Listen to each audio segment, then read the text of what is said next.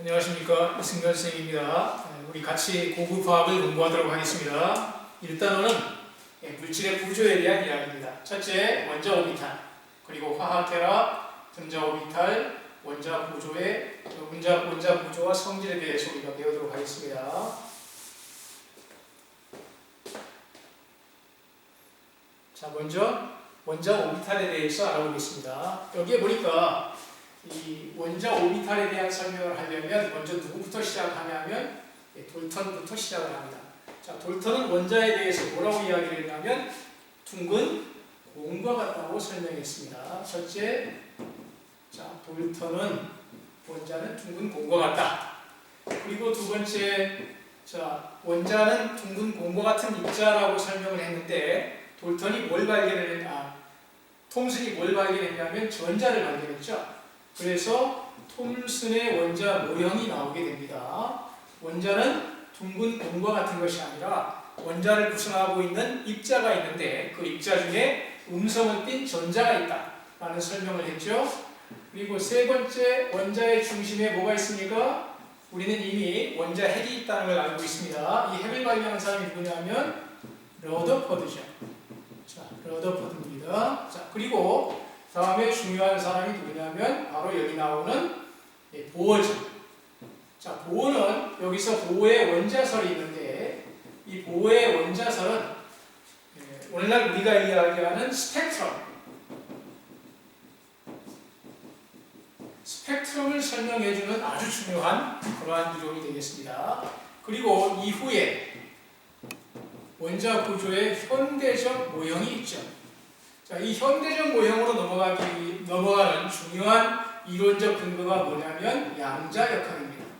여러분, 양자역학이라는 말은 많이 들어보셨죠? 이 양자역학을 통해서 원자의 구조를 정확하게 설명할 수 있는 그러한 이론적 근거가 된 겁니다. 그런데 우리가 공부하는 것은 어느 부분을 지금 공부하느냐 하면 이 보어에 의한 원자설에 의해서 스펙트럼을 정확하게 설명할 수 있었는데 이 부분에 대해서 우리가 이번 시간에 배우도록 하겠습니다.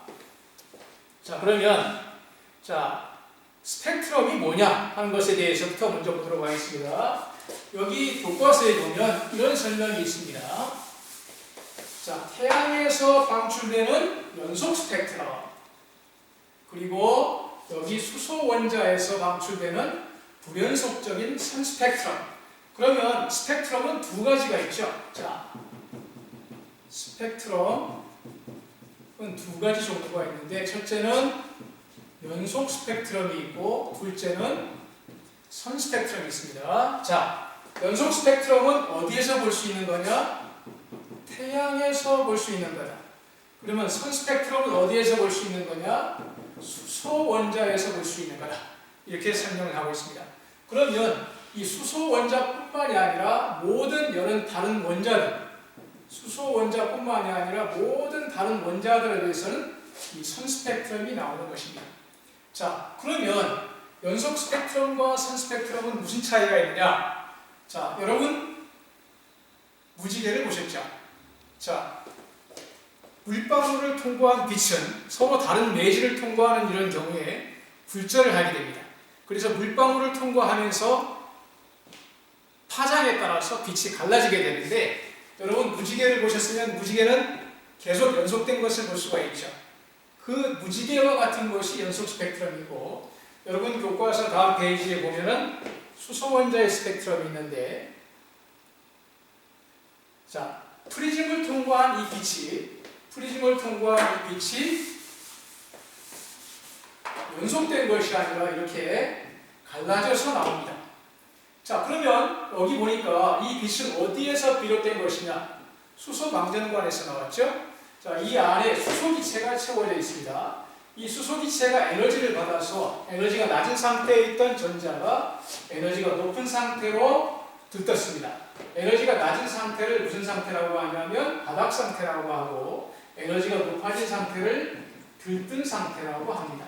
그러면 이 들뜬 상태에 있던 전자가 불안정하고 바닥 상태의 전자는 안정하다고 합니다. 여러분, 불안정한 상태에 있는 전자가 다시 에너지가 낮은 바닥 상태로 다시 전이하게 되면 이 에너지 차이를 빛으로 방출하게 되는데 이 빛이 이렇게 갈라지면서 여러 개의 서로 다른 연속되지 않은 선으로 나타나는 이러한 스펙트럼을 선스펙트럼 이렇게 이야기를 합니다. 그러면 이 원소가 수소가 아니라 헬륨이라든가 리튬이라든가 이런 다른 종류의 원소로 바뀌게 되면 이 스펙트럼도 어떻게 될까요?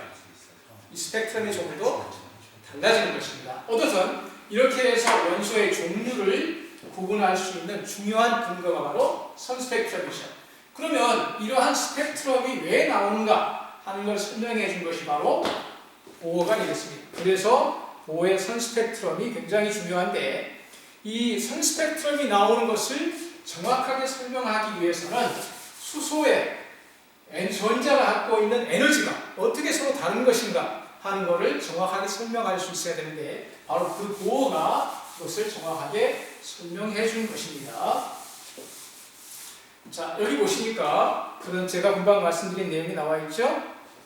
자, 여기 보시면 가열이나 방전에 의해 들뜬 원자가 방출하는 빛은 원자의 내부 구조에 관해 간접적인 정보를 주는데 여기 보시면 수소 원자가 되면서 높은 에너지를 갖는 들뜬 상태가 되고 이 들뜬 수소 원자들이 다시 또 에너지가 낮은 상태가 되면서 이때 빛을 방출하게 되는데 이때 방출되는 이 빛은 어떻게 됐다고 했죠? 아까 불연속적이라고 했죠. 이러한 불연속적인 선스펙트럼을 나타낸다. 이렇게 이야기를 하고 있습니다. 자, 그러면 자, 여기 보시겠습니다. 여기 보시면 자, 이 스펙트럼은 무슨 스펙트럼이 될까요? 네. 연속 스펙트럼이 되고 이 스펙트럼이 바로 뭐가 되겠습니까? 선스펙트럼이 되는 것입니다. 자, 그러면 여기 이 보어가 밝혀낸 것은 무엇일까요? 보어가 밝혀낸 것은 자, 그러면 아까 이야기한 여기 나와 있는 이 스펙트럼이 뭐가 다르냐면 뭐가 다를까요? 예, 파장이 다릅니다. 파장. 그러면 왜 이러한 서로 다른 파장의 빛이 나오는가? 그리고 여기 간격을 보니까 이 간격도 또 여기 보시면 일정하지가 않습니다. 이 간격이 일정하지 않고 서로 떨어져 있는 이러한 선스펙트럼이 어떻게 나오는가 하는 것을 설명하는 것이 바로 보어가 되겠습니다. 그런데 자, 이 스펙트럼의 파장에 대해서 또는 진동수에 대해서 정확하게 설명한 사람은 또 위드베르가 되겠습니다. 자, 우리는 빛에 대해서 입자설도 있고 뭐가 있죠? 파동설도 있습니다. 우리는 여기에서 이 빛에 대해서 파동으로 보겠습니다. 자, 파동으로 보면 파동에 관한 파동 방정식이 있죠? E 이퀄 뭐라고 되어 있죠? H 이퀄 H 람다분의 C라는 여러분 유명한 식이 있습니다. 이때 이 H는 플랑크 상수, 그 다음에 U는 진동수, 그 다음에 람다는 파장 이렇게 되겠습니다. 이 C는 빛의 속도가 되죠. 자, 이런 관계에 따라서 여러 가지 연구의 결과 수소 원자의 스펙트럼에서 나오는 이러한 서로 다른 파장의 관계를 위드베르는 이렇게 설명을 하는 것입니다. 자, U 이퀄 R하고 N1 제곱분의 1 마이너스 N2 제곱분의 1 이렇게 이런 식이 나와 있는데 여러분 이 식을 보면 이 식이 갑자기 어디서 튀쳐나왔는가 하는 의문을 갖게 될 것입니다. 자, 우리가 화학일에서 배웠던 것을 상기해 보도록 하겠습니다. 화학일에서 각 원소의 수소 원자에 있는 전자가 갖고 있는 에너지는 특정한 에너지를 갖고 있다고 했죠.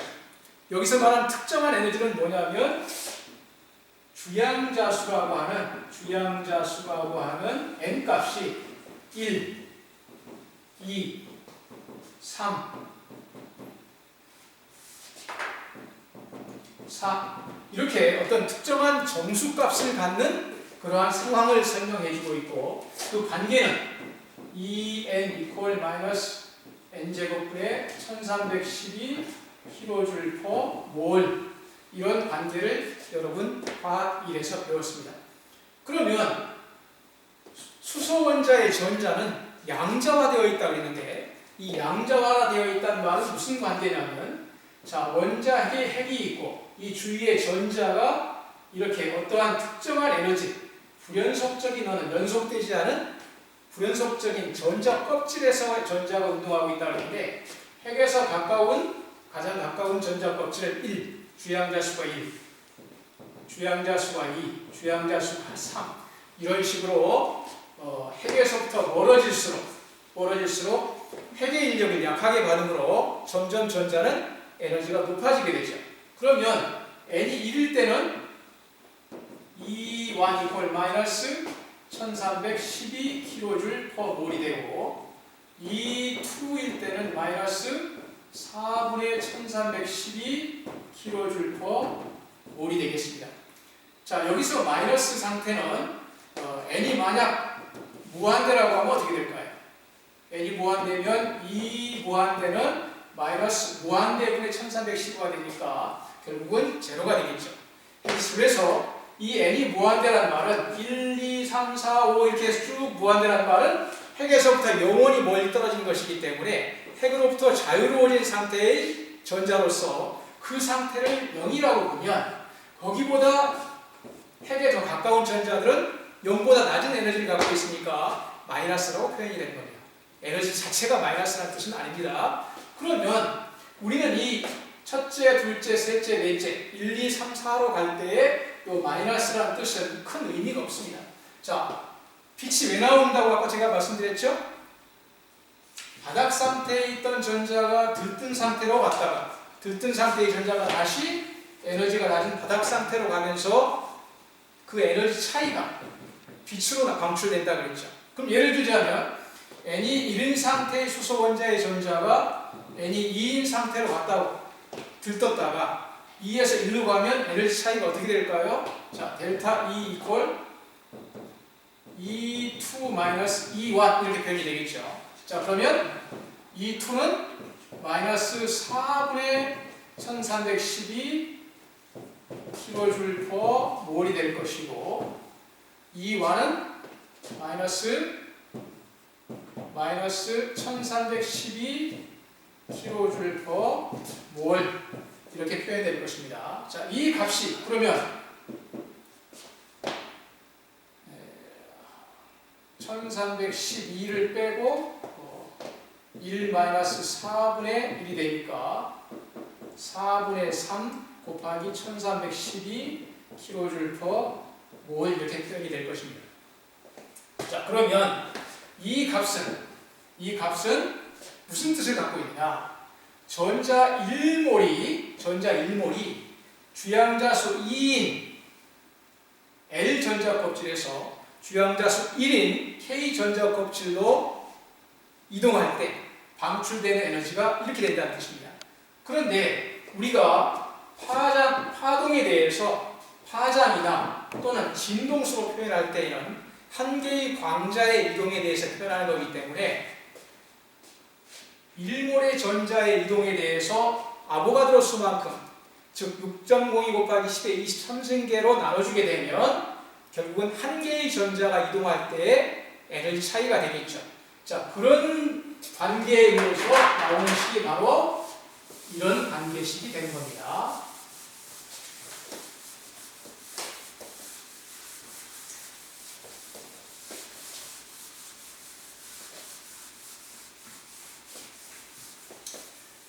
자,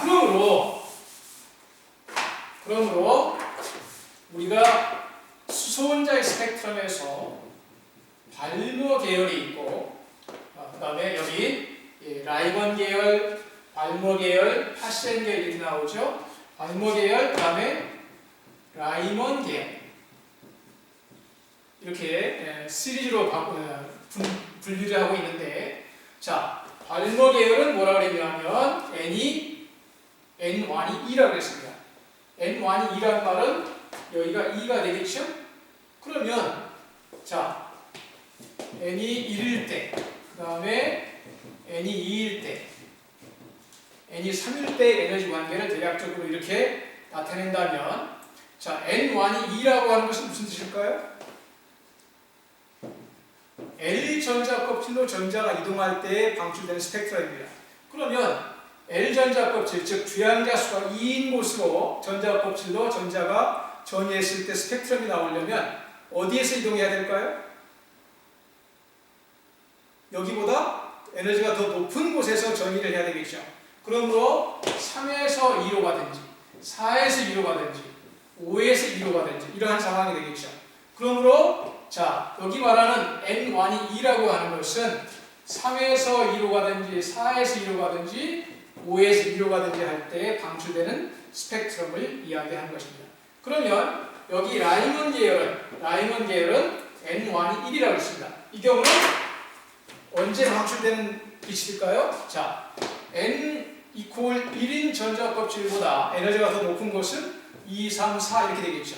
그래서 라이먼 계열은 2에서 1로 또는 3에서 1로 또는 4에서 1로 즉 또는 5에서 1로 이렇게 전자가 이동할 때의 에너지 관계가 되겠습니다.